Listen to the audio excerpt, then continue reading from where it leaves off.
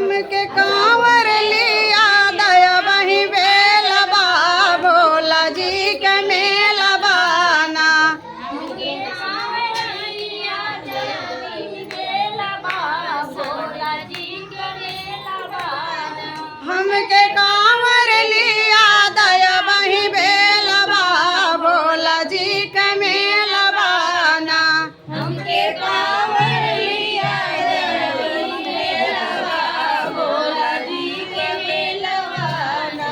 जाबै भोला जी के धाम लेब भांग दूरा बांध जाबै भोला जी के धाम लेब भांग दूरा बांध। बाबा खुश रखिया हो बाबा खुश रखिया ससुर घर अकेला बा भोला जी के मेलबाना।